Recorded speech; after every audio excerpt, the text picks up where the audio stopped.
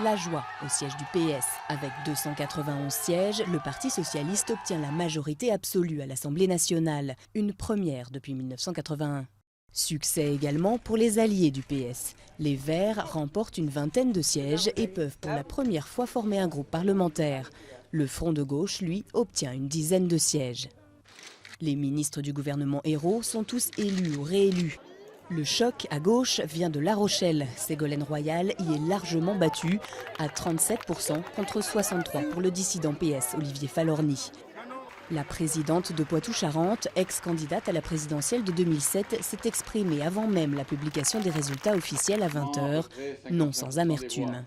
Si le maintien de la candidature MP avait été possible dans une triangulaire honnête, il est évident que j'aurais été élu. Et sans candidat dissident, j'aurais été élu dès le premier tour.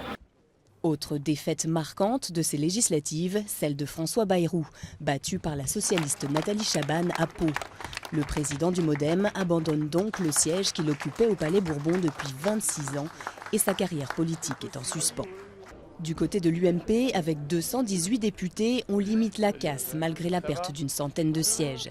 Jean-François Copé est largement réélu à Meaux, François Fillon l'emporte à Paris.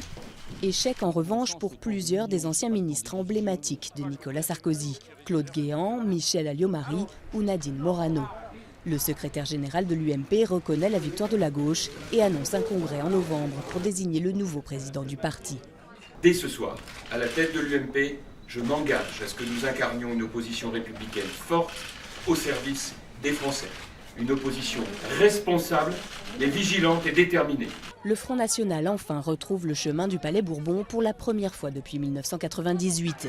Élue dans le Vaucluse, Marion Maréchal-Le Pen, la petite fille de Jean-Marie, devient à 22 ans la plus jeune députée de la Ve République. Succès également pour le candidat FN Gilbert Collard dans le Gard. Marine Le Pen, en revanche, échoue de peu à Hénin-Beaumont au profit du socialiste Philippe Kemel.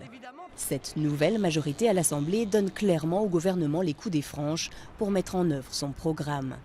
La victoire de la gauche est historique, mais elle ne doit pas faire oublier un autre record, celui de l'abstention. Seuls 56% des électeurs se sont déplacés ce dimanche.